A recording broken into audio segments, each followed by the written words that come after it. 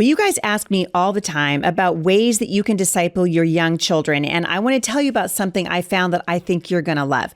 I am always searching for curriculum that's theologically solid, rich in apologetics, and wait for it, easy to use. And that's why I'm excited to tell you about the Answers Bible curriculum for homeschool from my friends at Answers in Genesis.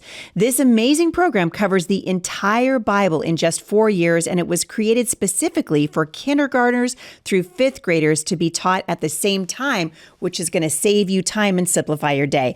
You guys are going to get quality that you expect from AIG, and it's deep, fun, packed with truth, and designed to equip your kids to defend the faith. If you're ready to try it, head on over to answersbiblecurriculum.com/Heidi and download a free lesson to get started. That's answersbiblecurriculum.com/Heidi. Hey everyone, this is Heidi St. John. Welcome to the Heidi St. John podcast. I'm going to start over. Yes.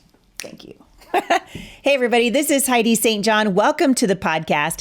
Today you guys are in for a treat because my friend Mike Farris is back in the studio with me. Many of you guys are familiar with Mike because of his work with HSLDA, but he is an extraordinary human being. We're going to talk about all things politics today and current events. The last hour that we recorded was really devoted largely to homeschooling, and this time we're going to really hit the world stage and talk about current events. Mike is a constitutional attorney, and he's also the current board chairman of the Homeschool Legal Defense Association. But more than that, for the purposes of today, also a dear friend of mine. You guys are going to love this conversation. Stick around. I think you're going to be encouraged.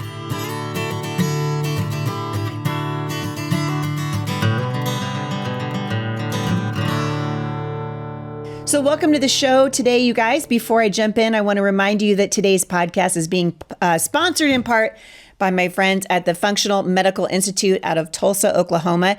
You guys can find out more about them by going to sherwood.tv/Heidi. If you use the coupon code Heidi at checkout, you'll get 20% off of your entire purchase. Lots of you guys asking about the hydrogen water bottle that I've been talking about on my show. You can find it there, sherwood.tv. You can make an appointment. You can order blood work. You can get a consultation.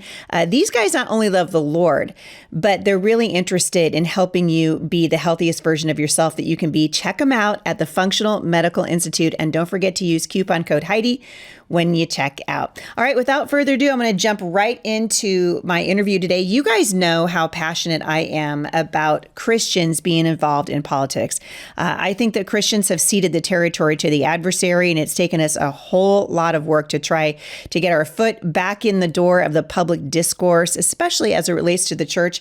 This is an area that I have long admired Mike's work in, and I'm just so tickled that you are here, my friend. Welcome back. I'm glad you're here. Thank you. It is always a pleasure to be with you for any purpose. Well, thank you. The feeling is mutual. I have to say, I remember that the last time you were here, I think you were the first person that got to see the Homeschool Resource Center because we hadn't purchased it yet. You'd come out to help us with the fundraiser. Indeed. It was great walking around, seeing the building then, imagining the possibilities, and then seeing it now so full of kids and parents and vision and vigor and excellence. It's just a fun place to be. It's fun. And I remember one of the first things you said when you saw the auditorium was, you guys could start a college here. And I remember just the look on my husband's face like, oh, no. Yeah. We're already, now we're talking about it. Yeah. Well, good for you. That's great. Come on. Yeah. And we might just call it, the Mike Farris Institute of American Education and Engagement. That would be great. I've always wanted to name something Fast Cities Pizzeria, but you can name it the Mike Farris Institute if you want to. Okay, all right. I'll put the name in the hat. I bet you it might win. Let's talk about what's happening in American politics right now. Certainly, there's a lot going on, and you and I share, I think, a fascination and a love for American politics. You ran for office, Lieutenant Governor in Virginia. Yeah. And I think it was after I ran for Congress here, I think maybe a day or two after, because I lost that race. And you said you just got a PhD in politics just by running for office. Yeah, I ran in 1993. I won the Republican nomination, so I went to the general election, and It was a very good experience. God used it in a lot of ways. I met people that were instrumental in the founding of Patrick Henry College through that, and so and I think I said to you, what I felt the day afterwards is it's better to be disappointed than ashamed. Boy, that's right. And so I was disappointed, but God used it for good, and I'm very glad that I did it. But I haven't ever succumbed to that temptation a second time. I think that a large part of why we're struggling so much in the country right now is because ordinary people, and our founders created our system of government so that ordinary people would participate in it. Yeah. And for many decades, we have heard from the church leaders and certainly pulpits across America that Christians should not be involved in politics. So I guess I want to start there, and then I really want to talk to you about Donald Trump. But let's start there. This is a theme at my show all the time. What's your take on that? Well, a couple of stories to go with that. I worked technically for Beverly LaHaye for 6 years. She was extraordinary. As a general counsel of Concerned Women for America. But when you work for Bev LaHaye, you also work for Tim LaHaye. Yep. So I got to know Tim very, very well. And he told me that when he was a young man growing up, and he was about my dad's age, so that means he was born in the early 1920s. And he wanted to get involved in politics as a young man. And his pastor said, "Oh, no, Tim, leave that to the good civic-minded people. You preach the gospel." And Tim was always very glad that God called him to the ministry, but he said that the advice in general was wrong. He said that it turns out the good civic-minded people were the humanists and the communists and the socialists and all the other ists that have turned this country the Marxists, turned this country into a bad place. And that the godly people sat on the sidelines as a matter of doctrinal purity and faith. And I mean, I remember when I was in the 8th grade, I think it was a presidential election year, and so if I 8th grade, I would have been 1964 election.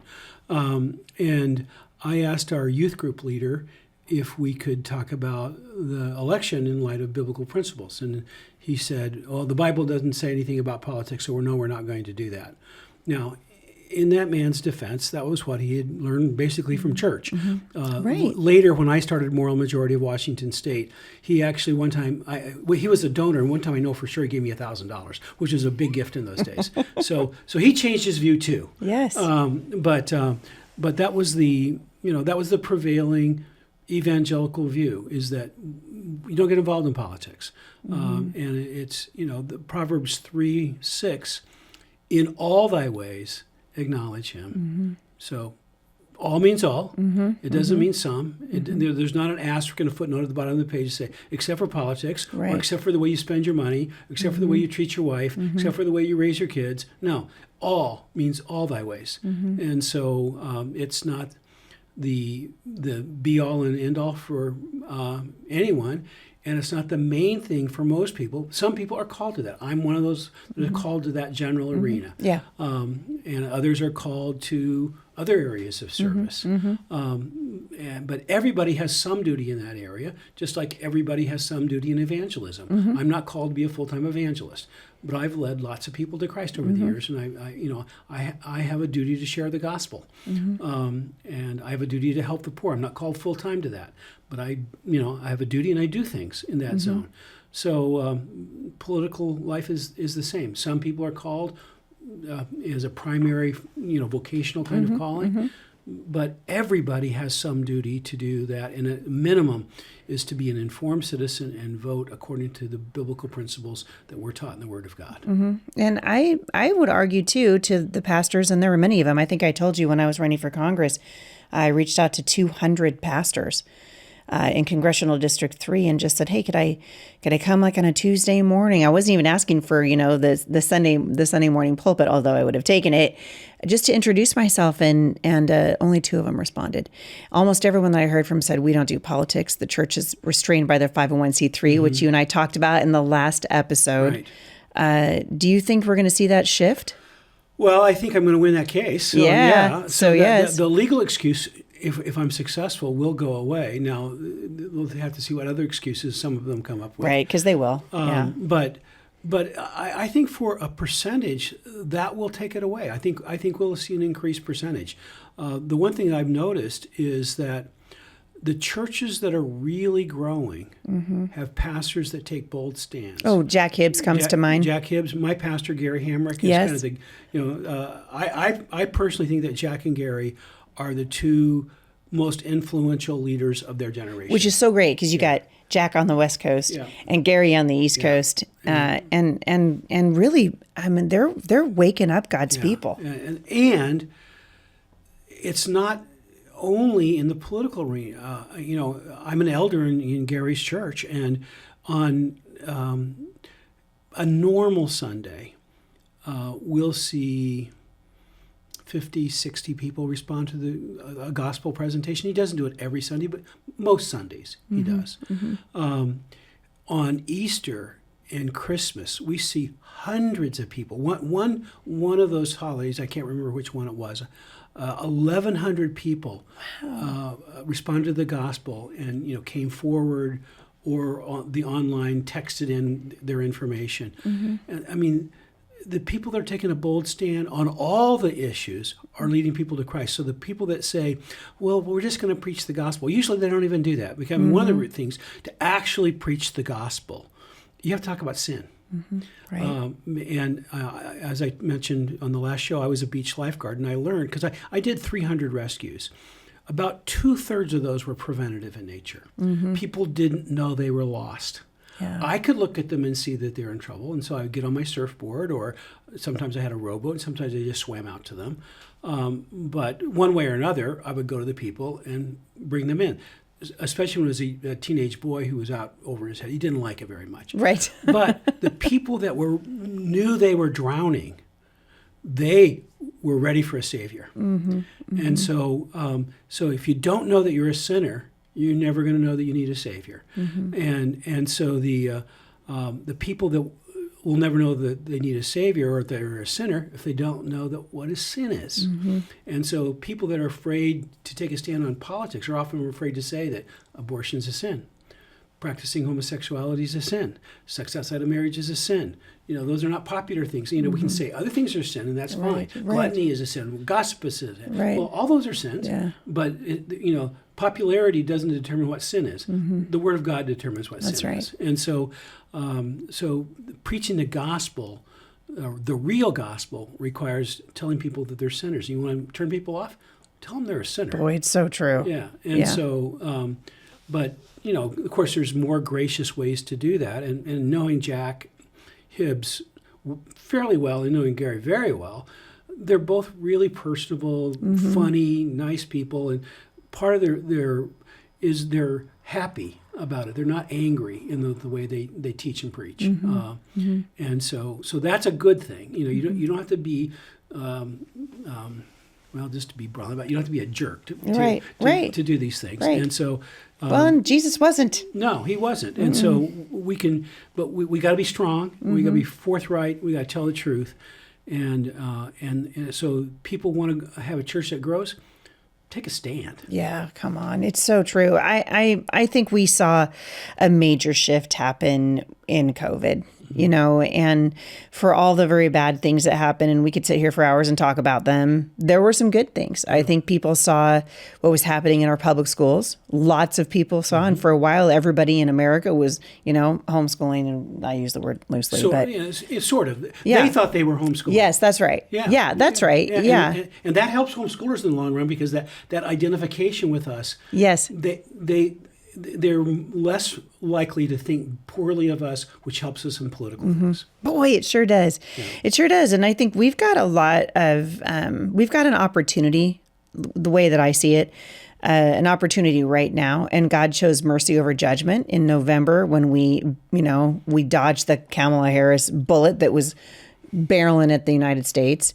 And so we have an opportunity. We're either going to use the time that we have, or we're going to waste it. One person who's not wasting it is Donald Trump. No, he is not wasting it. He is not wasting it. I had a gentleman ask me at an event I was at this last weekend why Trump was moving so quickly. And I have, here's what I think, and I just want to know, you can tell me I'm wrong, let me down easy. I think he has to move quickly. He really, people go, well, he's got 4 years. He really only has 2 years that he knows of, that he's got the House and the Senate. And he could lose them. And then, I mean, their whole goal, I just heard Chuck Schumer say it on a Sunday talk show, their whole goal is to make him a lame duck president. And they want to do it as soon as they can. And so he knows he has to move really quickly. I want to take a moment to say thank you to our sponsor today. Today's show is being sponsored in part by my friends at GiveSendGo. And it's a pretty amazing partnership because months ago, before I received my medical diagnosis, we had been hoping to partner with this amazing company. And I had no idea that I was going to be on the receiving end of a GiveSendGo campaign. But I can tell you it's been an incredible blessing for me. And I love what these guys are doing. They are really crowdfunding with a gospel message and sharing the light of Christ and helping us fulfill the mandate in Galatians 6:2, where we are really commanded to bear one another's burdens and in so doing fulfill the law of Christ. One of the things that's awesome about GiveSendGo is that they have a prayer team that you can join and pray for the campaigns that you see online. So even if you can't give right now, you can pray. There is power in your prayers, and I love what the Lord is doing through the platform at GiveSendGo. Check them out at GiveSendGo.com. What is your assessment of his first couple of months in office and why he is moving at, no one's seen anything like this in breakneck speed? Well, I agree with everything you said, so I won't go back into that. Oh, wow, that's amazing. Yeah, All right, and I'm not even an attorney. I just play one on my podcast. No, you don't have to. This part of it, the answer is he learned from the bitter lesson of the way the 2020 election was handled. And so he basically said, I'm coming after it. Mm-hmm. And he's not, no tentativeness about it. He's going to get things done and get things done in a hurry. He also learned that if you come after them on 1,000 different ways, they can't, the press and the other party can't attack you on this one and that. This week is this issue, next week is that issue. It's a full court press, man. Yeah, it's a multiple entry vehicle. Yeah, it's true. And they're coming after him in so many different ways, so many different things. Neither the media nor the left can keep up, and I think all that's just flatly delightful. It is. It's true.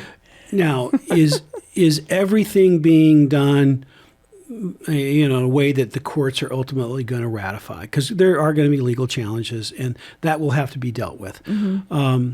I think he'll win the majority of the battles in the long run in court. Mm-hmm. I don't think he'll win them all, but I will point out that virtually all the cases that have been filed so far, the argument is that he's not following the right procedure to do something, because courts can't decide whether this is a good idea or a bad idea. All they can decide legitimately is, are you following the right process? Mm-hmm. And maybe he is, maybe he isn't, and it probably is going to vary in some of the instances, and there's better arguments for some than others. But he's doing the right stuff substantively. Mm-hmm. And so the Congress could take away all the procedural things. I mean, just as at a 35,000-foot level, Congress has been delegating both spending authority and legislative authority to the agencies for a long time, mm-hmm. and they're doing stuff basically in the dark. People had no idea this stuff was going on. It's true. And so we've got 50 books of laws passed by Congress. We have 250 books of laws passed by the agencies. 5 times as much law passed by people who are not elected. That is not a Republican form of government. Nope. A Republican form of government is where people elected by the people make the law, so that if we don't like the laws, we can vote the rascals out. Every time a bureaucrat makes a law, it violates Article 1, Section 1 of the Constitution. And we've got it happening all day, every day. Yeah. And so rooting this out, it is wrong what's going on. It is absolutely wrong what's going on. And Congress needs to take whatever action it needs to take to either fix the problem permanently themselves, mm-hmm. or give President Trump the authority. Because if they can give them the authority to make 250 books of laws, and they can give them the authority to spend like drunken sailors, which is actually an insult to drunken sailors because drunken sailors only spend their own money. But if you drunken sailors who have their uncle's credit card, they can certainly give the agencies led by Trump's people the authority to cut. If you can give them the authority to spend, they can give them the authority to cut. So let's give them the authority to cut, and let's get it done, because the cuts need to be done. It's hard to tell. Some of the stuff that's being told probably isn't going to check out in the end. That is all some of the problems that they've unearthed.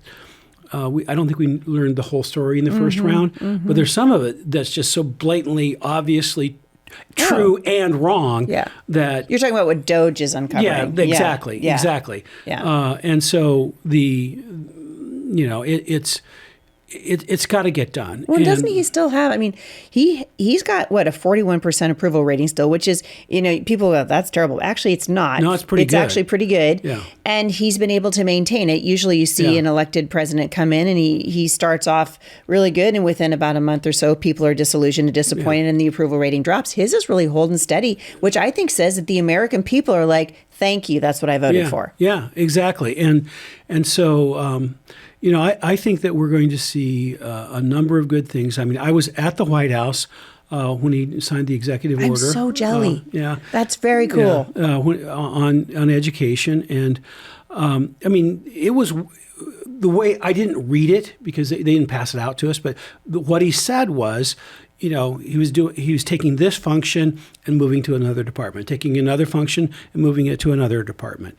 Like student loans, we're going to the small business. To the Treasury? Yeah. Is it the Treasury? Yeah, Treasury in the Small Business Administration. Yes, okay. yes. And the civil rights functions, which are legitimate, will go to the Justice Department. We don't need the food programs are going to the Department of Agriculture. Right. And so and then he said, we're going to close it to the maximum extent permitted by law. That was his phrasing. Okay. Yeah. That is absolutely solid for him to say that, and because so Congress would have to close it. Yeah, they'll have to close it. Yeah, but you think they will? It depends on if there are backbone transplants in the Senate or not. So I don't know. They should, and I think that they're more likely to do it now than they ever have been in the history of our country, and so. I would, if I was in Congress, if I was a congressional leader, I would put it in a must-pass package for spending.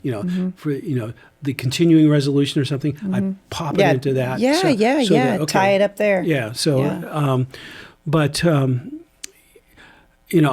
I toyed with the idea of becoming the Deputy Secretary of Education. I actually put in an application for that.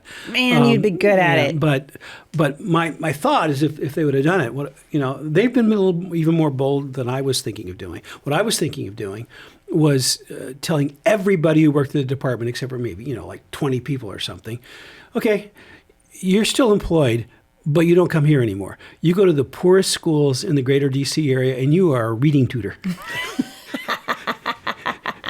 and don't come back until these kids are reading at grade level. Exactly. And so I was just tell them to go actually help kids. And I think that's what people need to hear. They're not helping kids. Right. The Department of Education is doing very little for education in this country. Really what they're doing is rubber stamping things and giving out trillions of government dollars to programs that most Americans, if they saw what was happening, would be horrified. Yeah. Well, they are pushing the public schools and have been pushing the public schools in a woke direction for a very long time.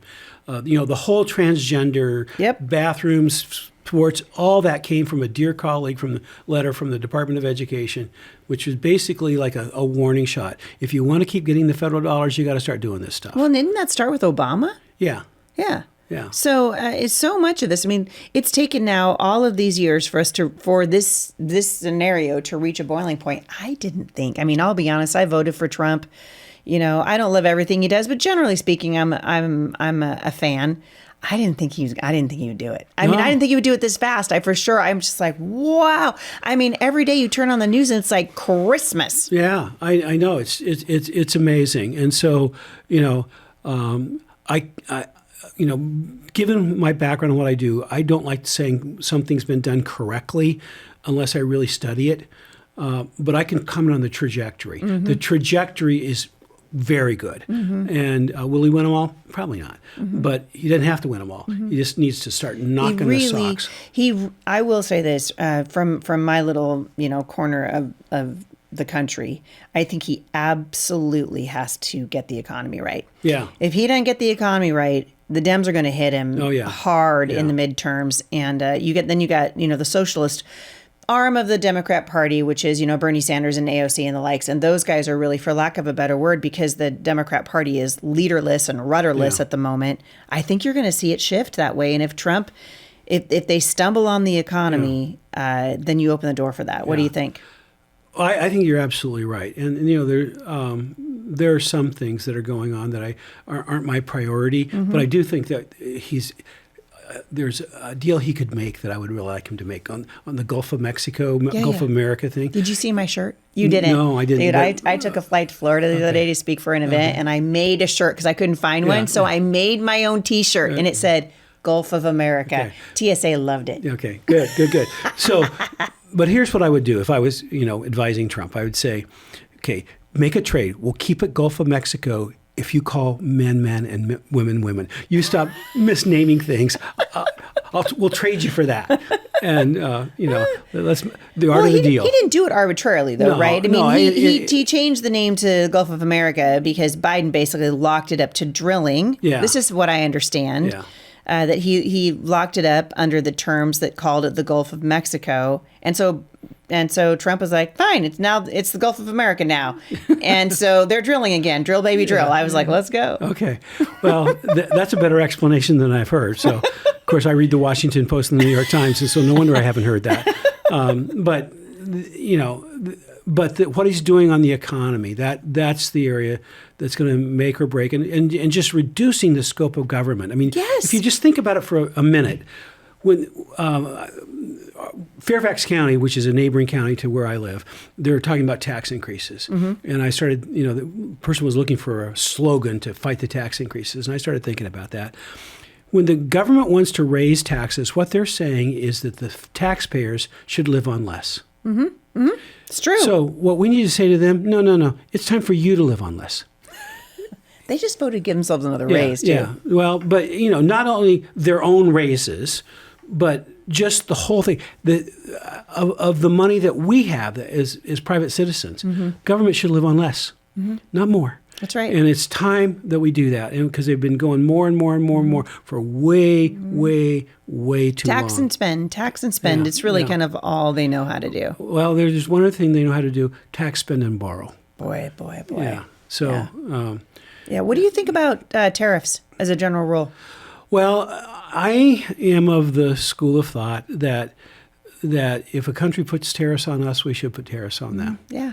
And really, what people don't realize is that a lot of these countries have slapped really heavy tariffs on our exports, and we're not doing the same thing when we import their goods and services into the country. And so Trump's like, no, turnabout's fair play. You're going to do that to us, we're going to do it to you. Yeah, because I would prefer no tariffs at all, but it's got to be both ways. Mm-hmm, mm-hmm. So from what I understand, there's two schools of thoughts with the tariffs. One is that it's punitive, and the other is it's economic.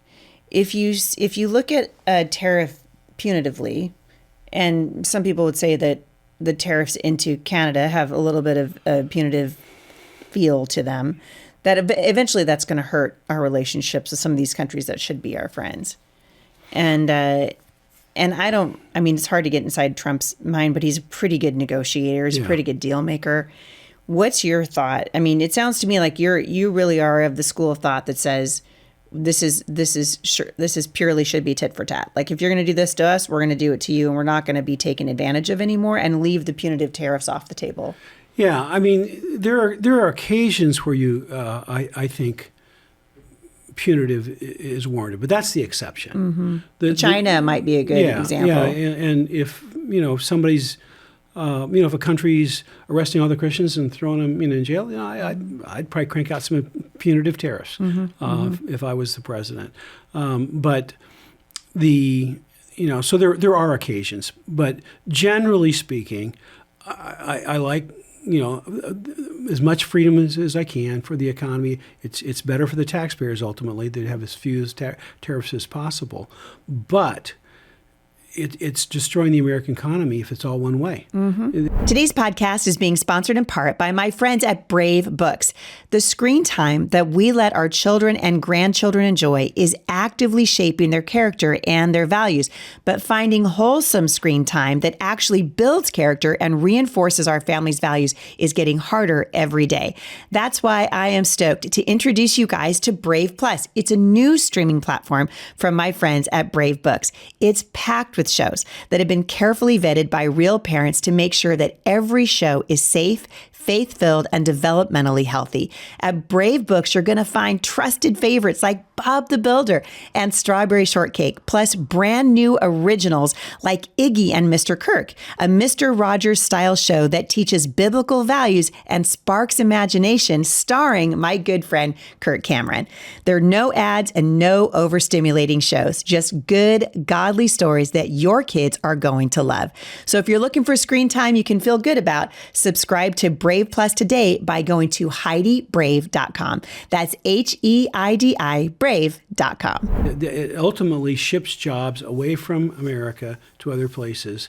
If American businesses, if it's a disadvantage for the other country to buy American products, but it's an advantage to buy their products, well, follow the money. The jobs get shipped to the places where there are no, the tariffs will affect that. And it's already working. Yeah. I mean, it's like Hyundai, and there's lots of really, really great things happening on the business and, on import side here in the United States. People are like, we're going to start manufacturing, wait for it, in the United States again, instead of shipping our jobs overseas. Yeah. No, I once toured a Chinese steel factory. Really? Yeah. I was in China a couple of times. And so, and it was just, it was amazing. I mean, you could eat off the floor of this place. It was just amazing facility. And I was, there's no government regulations to speak of. The government was, subsidizing a lot of stuff. And, and I just basically concluded, how can America compete with that? Where we regulate things today so badly. And so steel used to be one of the big strengths of America. American steel. Yeah. I mean, But not anymore. Nope. He's trying to bring it back. Do you think he'll be successful? No, I hope so. An economy has to make stuff. We can't all be the service economy. We can't all be lawyers. We got to make stuff. And so, in fact, the richest people I know, and I'm friends with a few billionaires. Everyone that I know that's that wealthy made products. And Same. So, Yeah. And so that's how you get, that's how a country gets wealth. That's how people get wealthy, is they make stuff. You can make a good income in service. You can't get you can't get billionaire kind of wealthy if you're not making stuff. No, I think that's true. I've been watching, I'm sure that you have been too, these really activist judges who are trying to block the deportations of MS-13 gang members and Tren de Aragua and those kinds of people out of the United States. And Trump was using the Alien Enemies Act to do it. And he's been widely criticized by the left for doing it. And I thought that Tom Homan coming out of the gate last week and just being like, they're like, that's too old. The Alien Enemies Act is like 200 years old. Did you hear Homan? And he was like, so is the Constitution. Yeah. What's your thought on how Trump is going about? Because I hope we can agree, not you and I, but the American people, that these people shouldn't be here. Right. Right. Right. What's your take on what's happening with Trump's use of the Alien Enemies Act? Well, the act is designed to be invoked in times of war or the equivalent of war. And so the problem is that not all wars these days, like, terrorists there's not declared war. We haven't had a declared war since World War II. And so that's Congress's fault. And so the fact that we haven't declared war means we could never export people that are coming, the 9/11 terrorists, we couldn't deport them under that theory. That's crazy. And so obviously we have to be able to deport people that are here to destroy the country. Yes. And so if you're here to destroy the country, if you're here to operate a criminal gang, I think that President Trump's argument is a valid argument. Now, whether the Supreme Court's going to see it that way, I don't know. But I think it's a valid argument. And so, but again, this is one of those things that Congress could fix that so quickly. Right. Just amend the act and add criminal gangs to the people that don't have the right to full-blown trials, and that we're not going to keep them here in prison for years, going through the normal process. If somebody was here illegally and they really weren't a gang member and we exported, there's a legal doctrine called harmless error. Okay, and so the people that should have recourse is they were supposed to be here and we accidentally sent them away. So if they're not supposed to be here, but they're really not a gang member, well, guess what? You're still not supposed to be here. And so I think the doctrine of harmless error comes to play. That, well, maybe you weren't one of those, but you don't have any rights to come back because you weren't supposed to be here in the first place. So, too bad for you. Yeah. And that really is, all these, leftist crybabies and the Catholic Immigration Services, which are trying to tell people, we're going to teach you how to stay here illegally. They're breaking the law. Yeah. And I think, boy, we need to get back to we're a nation of laws. What do you think about the Hamas sympathizer? I can't think of his name. Yeah. He's a green card holder, and Trump's like, see ya. Yeah. And the ACLU's like, no, he should stay. And due process. I'm not nearly the legal mind that you are at all. And so I didn't really understand the ins and outs of that. As someone who holds a green card, he's a Hamas sympathizer, obviously causing trouble on college campuses. You can make all kinds of arguments as to why he shouldn't be here, but legally, can they do that? Well, I thought Marco Rubio, Secretary of State's, he's done a great job. Yeah, it was a fabulous job. Gave a really good answer to the question. He said, "A green card, you're a guest." Exactly. Yeah, you're a guest, and if you're going to come in here and disrupt our campuses, call for the extermination of Israel. Unbelievable. We're withdrawing your invitation. And so, there's a general rule for asylum, for example, that the law of asylum is the Attorney General, as a deputy of the president, has complete discretion to grant you asylum or not. You have no right to asylum, but he has his but if very it be wide granted discretion. to you. Yeah, if he's been granted to you, he can take it away if you mess up. And so I don't think that there's people have rights even if they're not citizens of the United States. We can't, if a Swiss tourist gets in a drunk driving accident, we can't throw them in jail for life without a trial. Without a trial. Yeah. Right. No, okay. You still have rights. You're not a citizen, but you have rights. But this isn't in that category. This is, the only question is, do I have a right to remain in the United States? That's a matter of right. It's not a matter of due process. It's a matter of right. And unless you're a citizen of the United States, you do not have a right to remain here. And so So that's really good. It's not a matter of due process. It's an issue of rights. Yeah, it's an issue of rights. And so, there are certain limited circumstances that would be problematic. If it was, I have a daughter-in-law who's Nigerian. She's now a U.S. citizen also. But she was married to my son with a green card, and she was here, lawfully at all times. And if she would have been ejected, for no good reason during the time when she was waiting to become a citizen, that would have been hurtful. And but the political will of the country would never support doing that to people. Right. It's these gang members and people like that who are here illegally, in most cases, but or directly attacking the country. And if you're doing that, you're not this sweet little person that's staying home and doing the right things. No, you're not. You're not trying to live here appropriately and fitting into our society in a way that's productive and you're paying taxes, you're doing what you should be doing. No.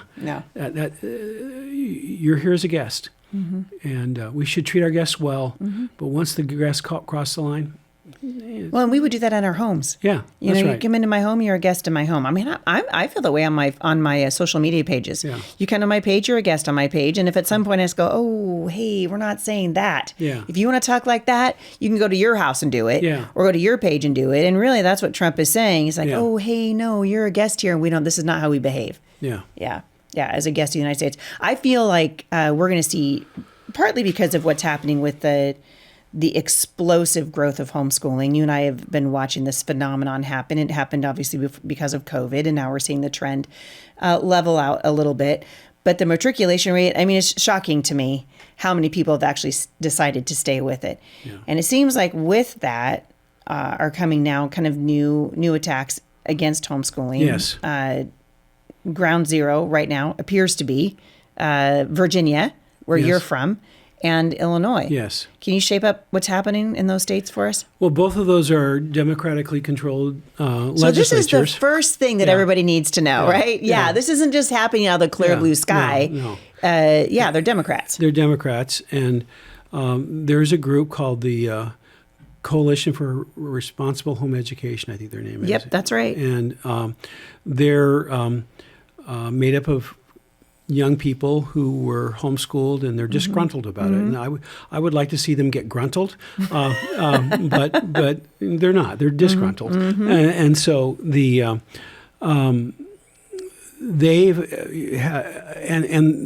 all the ones that I know where they're coming from politically. They're left leaning. There are a number of young women in this program who declared themselves to be lesbians. That's not 100% true by any means, but they've rejected the life of their family. They rejected the faith of the family. And now they're trying to reject the freedoms of their families. And basically, in most cases, because they want some kind of assurance that other people aren't going to be raised the way they were raised. Now, whether that's an appropriate reaction or not is going to vary by individual, because some of These them are basically disenfranchised former homeschoolers. Yeah, right. And so they're clearly overreacting to individual issues. Individual issues should be dealt with individually. Yeah, right, exactly. But to try to take away the right of everybody to homeschool appropriately, and there are people, the law professors that are kind of the guiding lights of this, have given us the end game. Elizabeth Bartholet from Harvard. Kimberly Urocco at Northwestern University in Chicago, Martha Albert Finneman at Emory University have all written that basic, Finneman's the most egregious. She says all private education should be banned in this country, and everybody should have to go to the public school to learn her philosophy of life. Yeah, she's a communist. Yeah,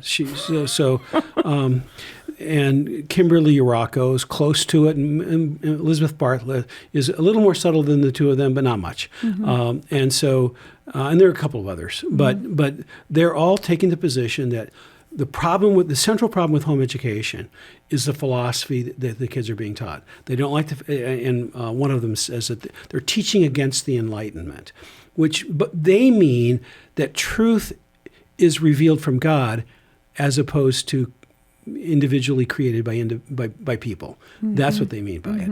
And so they don't want people believing in revealed truth. They don't want people believing in God.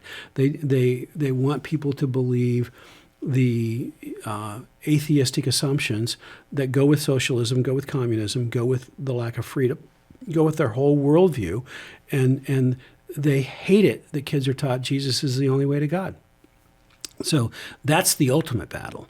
The steps along the way, Illinois is pushing a bill to more greatly regulate homeschooling, and some of it is it's worse. Illinois has been very free for a long time based on old law there. It was one of the few states when I started HSLDA where homeschooling was recognized by either statute or court decision. Illinois was one of those.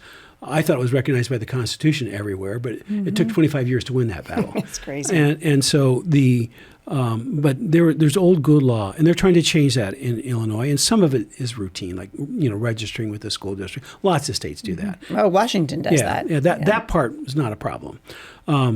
But ultimately, what it boils down to is how do you tell if your homeschooling is adequate? That's probably the biggest issue in the bill. Ultimately, it's in the total discretion of the local school superintendent. There are not objective standards. It's just if he thinks you're doing okay, then you're doing okay. If he thinks you're not doing okay, then you're not doing okay.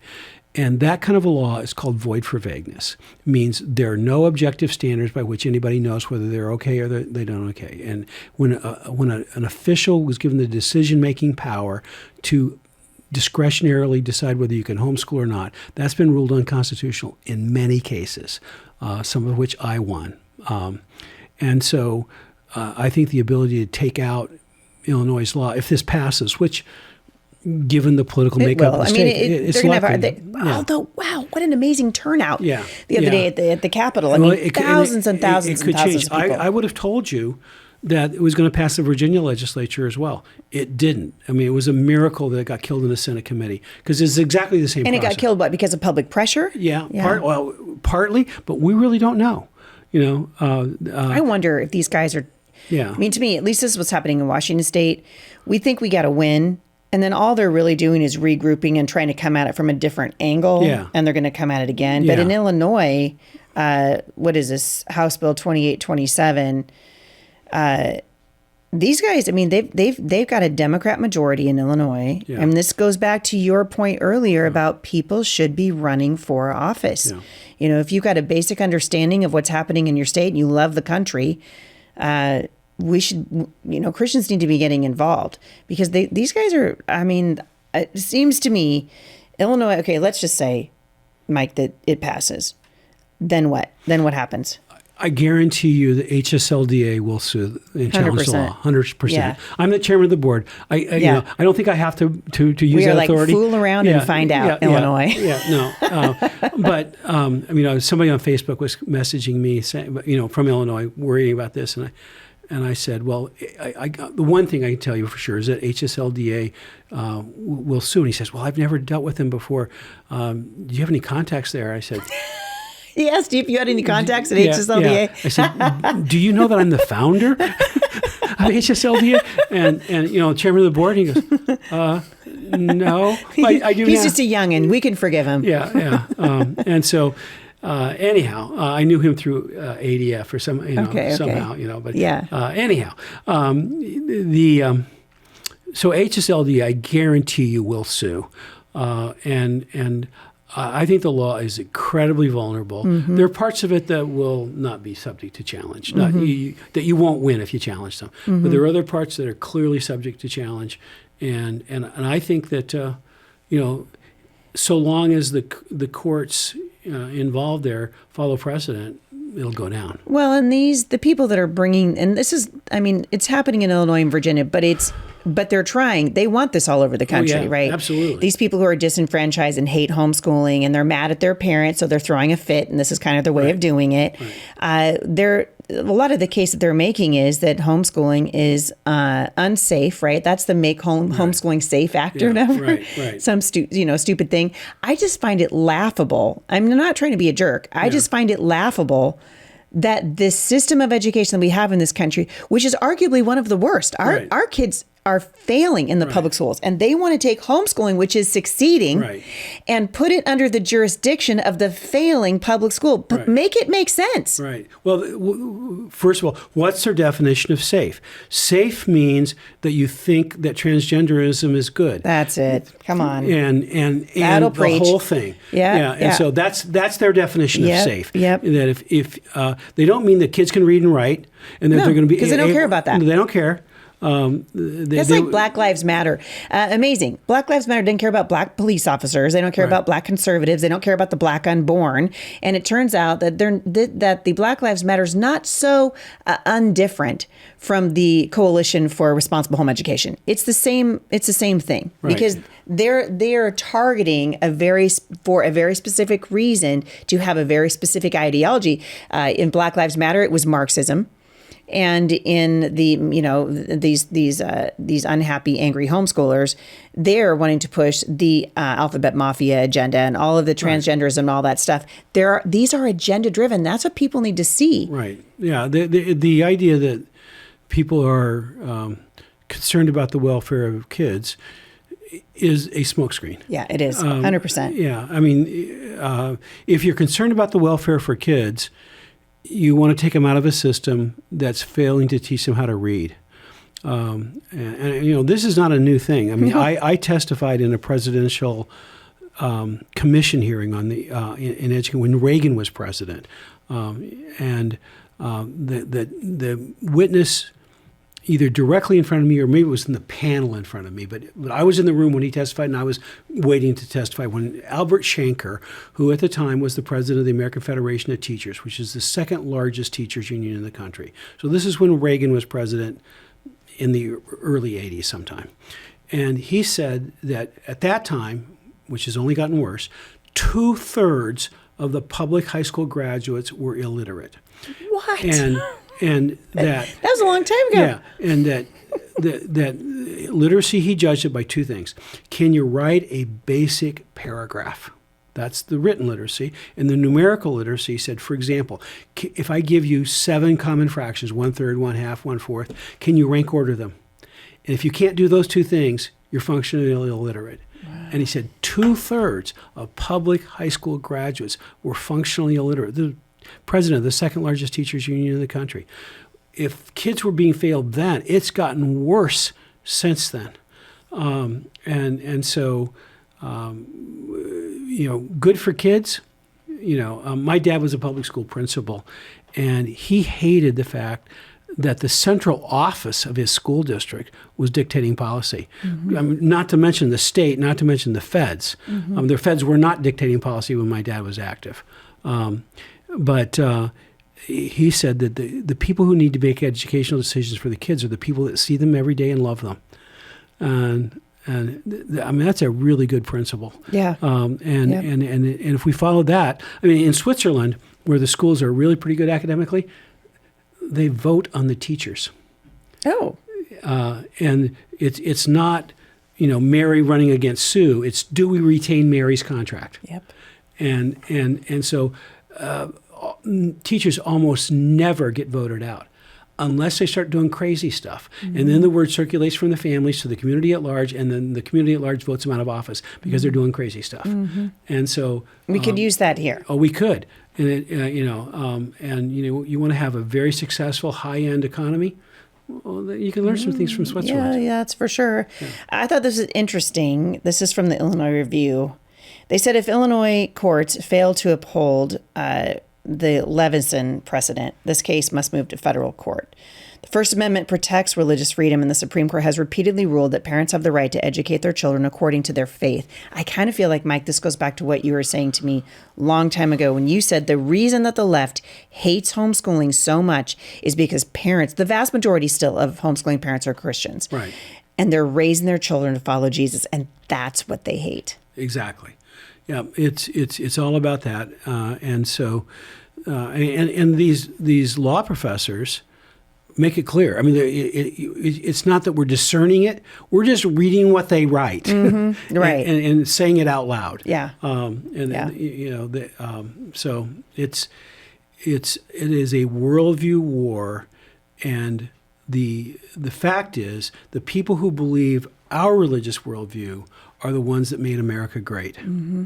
By founding it. So true. The people that believe the worldviews that they have failed. Has failed in every country. There's an old book, anti-communist book called "The God That Failed." Mm-hmm. This God that they're trying to serve has failed every single time. Mm-hmm. But they keep having this utopian vision of paradise that will come if we get socialism right one more time. Right. And Because it worked so well before. Yeah. Well, it hasn't worked before because we didn't do it. Right. But now our socialism, we're going to have democratic socialism. Yeah. Thank you, AOC. Yeah. So, Yeah. Which, tell me that it wasn't democratic, that the form of democracy wasn't there, the charade of democracy wasn't there for Hitler. That's National Socialism. The main difference between them and the Nazi philosophy is one was nationalist, one was internationalist. Otherwise, they're pretty much the same. And same philosophy. Yeah, I mean, and the laws of Nazi Germany were parents didn't get to make decisions for their kids, that they're going to be raised by the philosophy. Well, it was Hitler who said, he alone who owns the youth owns the future. Exactly. And the German law, by the way, on homeschooling is still on the books from the Hitler era. I'm sorry, Germany. I was just reading a news report to my husband last night about they're trying to implement Sharia law now in Germany because they've allowed so many Islamists, radical Islamists, to come into Germany. That country is unrecognizable to a German national. Well, in part, the German immigration decisions didn't. When I was in Germany one time and had dinner with the man who is the equivalent of the president of the National Association of Evangelicals, back when that was when the American version of it was actually Christian. It's not anymore. No. But his wife was a national employee of the German school system. She has a PhD, and her assignment was the integration of the Turks into the German school system because they were having problems. The problem is that after World War II, under the Marshall Plan, we rebuilt German factories, but they didn't have enough men to work them, and so they imported men from Turkey, Muslims. Yep. And the first generation came in were secular Muslims. And then the next generation were a little more religious, and now they've got Hamas in their midst. And the reason is Germany would not let them integrate into society. There was no path to citizenship. It's prohibited. So you bring people in there is basically and shun them. Well, they're going to get insulated. They're going to get tribal. Yeah, and okay, it's on their own. It's on their own heads. They had all these secular Muslims who would have integrated into German society and become full German in spirit, but they didn't allow them to do so, and so they're reaping the price of that, and it's a terrible thing that's going on there. And on the other hand, she was telling me all these stories of Muslims who were having visions of Jesus. I've been hearing about that. And they were showing up at churches and saying, a vision told me to come here and ask for a Bible. And, so it's some amazing stories I heard from them. Yeah, well, and we know, God's always at work. Yeah. And he's working in ways that we cannot possibly understand. God, the ultimate multitasker. And as I look around kind of the country and where we are right now, I continue to believe that education is at the root of so much that is wrong with this country. Yeah. We got, 4 million people hacking at the branches. We're looking at government programs, not that we shouldn't get rid of a bunch of them because we should, but we're looking at all these high level things. These are the branches. We got about 4 million people hacking at the branches for every 10 people that are hacking at the root. Yeah. And the root is education. Yeah. And if we can't get to it, we can have another good election maybe in 2 years or maybe in 4 years. But our schools are cranking out by the hundreds of thousands of kids who hate this country and they don't value freedom. And if we can't turn that ship around, if we can't get to the root of education, I think we're going to lose. I think we're going to lose the country anyway. I think we maybe have another generation, which is why it's so imperative that we again. And I think I'm hearing rumor that Trump is going to be working to bring a civics education back to the American conversation again. This is something you're really passionate about. You spent your life defending the Constitution, arguing constitutional law, teaching students. My oldest daughter, Savannah, was a student of yours. She's now a mother of 5. Wonderful. It's just crazy to me.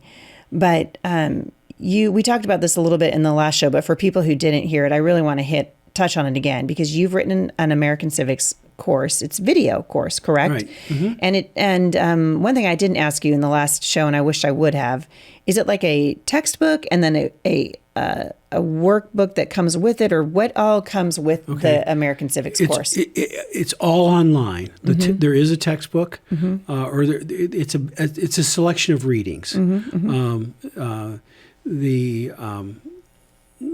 Some of it's from the founding fathers, some is more modern stuff, but it's a selection of readings on each of the issue, and sometimes I have them read something from the other side of the issue. Smart. And so then there are questions and quizzes, and there's a full ranging curriculum. Every bit's online, and so this is a great thing, homeschool mom. If it's online, your kid can't lose it. Yeah. Okay. Yeah. So good. Yeah.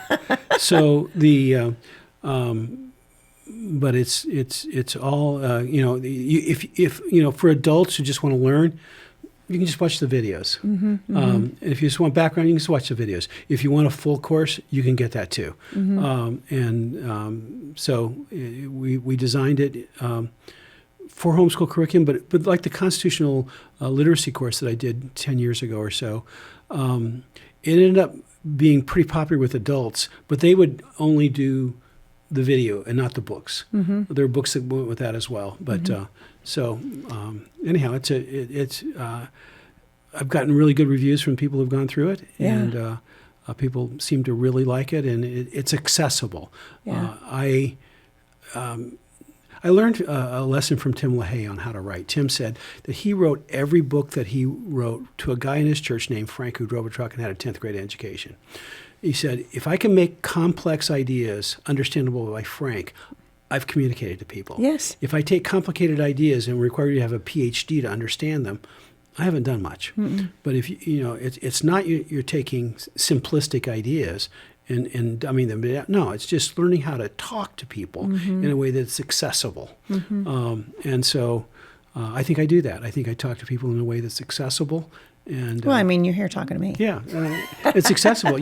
You aren't grabbing a dictionary every third word. No, which is good. I have engaged in zero hyperpolysyllabic sesquipedalianism, but which is the excessive use of too many big words. But I learned that in the 8th grade, and I just throw it out every chance I get. Along with Borrelia burgdorfia, if you need to know, is what people call Lyme disease.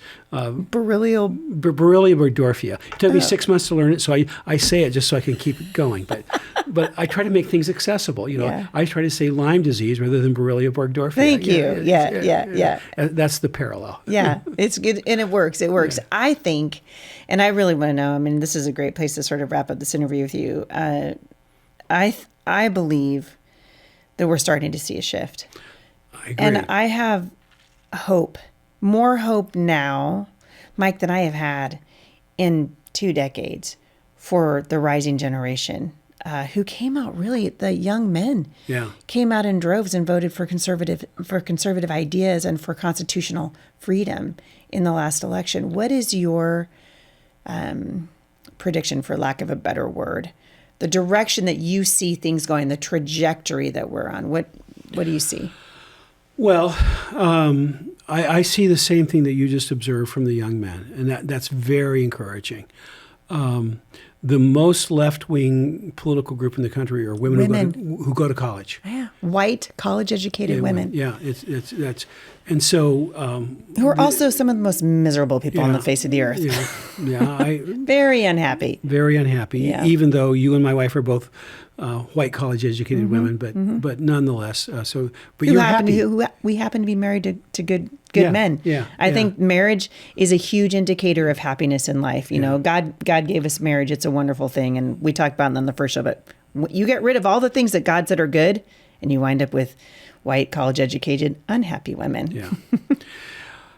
Amen. But I think that what the schools have been giving a message to boys for a long time that basically demeaned them. Yeah. And I litigated a case in Tennessee in the 80s, and one of the complaints of the parents was that how badly this reading series for 1st or 8th grade demeaned boys, and it never gave boys any positive role models. There was never a boy that was a hero of the story. It was always antitype. The girl was always the hero. The boy was always, in some feminine role, and so emasculated. And so the fact that we're seeing some, a growing number of men saying, "Forget this," they're rejecting the whole package, and which they need to, because the package is rotten, and so. They're tired of being victimized, and they're saying, "Okay, I'm going to stand up for myself." And so, but parents shouldn't let their kids get into that system that teaches them you're a victim hero, or you are an oppressor. And if you're a white Christian, especially if you're male, you are an oppressor by definition. And what does a white Christian kid do to get to be a virtuous victim? Well, they become a transgender or gay or something else like that. Yeah. It's the only path for them. So you see the social phenomenon going on in the schools because people say virtue goes with being a victim. I don't want to be an oppressor anymore. Here's my path. You want to mess your kids up? Leave them in that system. Oh, man. Yeah. It's so true. And it's awash with critical race theory and all the other things that you and I have been talking about for a long time. And I think, like you do, homeschooling is a freedom movement. It's an American revival movement. What did Elizabeth Smith say? I heard this at her service the other day, and I wish I could remember, because she had said to me a long time ago, I think she said the same thing to Zan, that she really felt like that homeschooling was a revival movement. Yeah. And I think she was right. She was. And in a sideways manner of verifying that, I once went to the Czech Republic to help legalize homeschooling there, which basically ended up being a conversation with the Deputy Secretary of Education or Deputy Minister of Education. And I was I was the expert in the room with a briefcase. And so my arguments were not central. What the guy from the Czech Republic was arguing. He carried the water, but I said amen at the appropriate places. But I was there for 6 days, and in the 6 days of talking to people about homeschooling, I was able to share the gospel about 7 or 8 times. Once I had dinner in a family's house. They were atheists, and they were the only family that successfully homeschooled during the communist years. In the Czech Republic. I shared the gospel with them. I shared the gospel with the equivalent of a U.S. senator and with others. And at the last day I was there, I had lunch with a missionary that my church supported. And I told him about all the people I shared the gospel with. He said, "You shared the gospel more in the last 6 days than I have as a full-time missionary in the last 6 months." And that was because I was there to talk to people about education. Yes. And so it just comes out. If you're here to talk about what's the best path for raising kids, and I've seen it in other countries as well, that it's a freedom movement that crosses cultures. It's great freedom movement here, but it crosses cultures. When you start talking to people, want to know how to raise their kids and how they turn out. I don't care where they are in the world. That's true everywhere. And if you have some insight into that, you have an insight into something that's important to them, and that leads them to the gospel ultimately, and that's what they really need, even if they don't know it. So good. It's so good. Mike Farris, that's a great place to end. You are a national treasure. Thank you so much for being here today. I really appreciate it. If people are interested in getting your American Civics course, I'll link back to it in the show notes today, but just been a delight and an honor to have you. Thank you for coming all the way out here to Vancouver. I appreciate it. Thank you, Heidi. If you guys want information on American Civics with Michael Ferris, I'll link back to that in the show notes today. You guys, listen, get educated. You've got an opportunity right now to really embrace the ideas that made this nation the greatest nation on the face of the earth. Teach it to your children so that they can teach it to their children.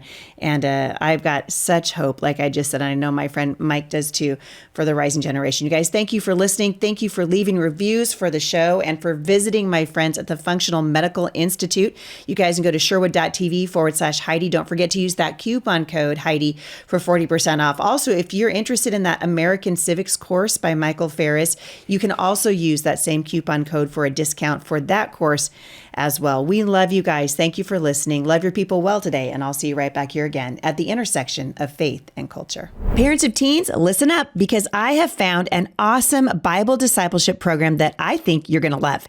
If you want your teens to own their faith instead of just regurgitating Bible facts, you need to know about RVL Discipleship, the curriculum.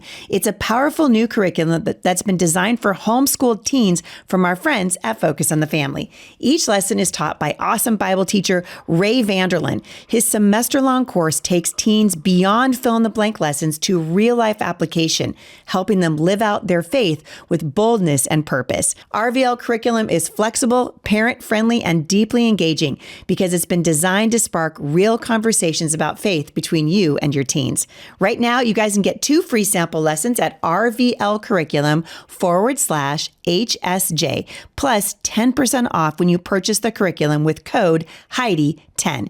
You guys, discipleship matters. Let's raise our kids to become lifelong disciples of Jesus. Go to rvlcurriculum.com/HSJ today.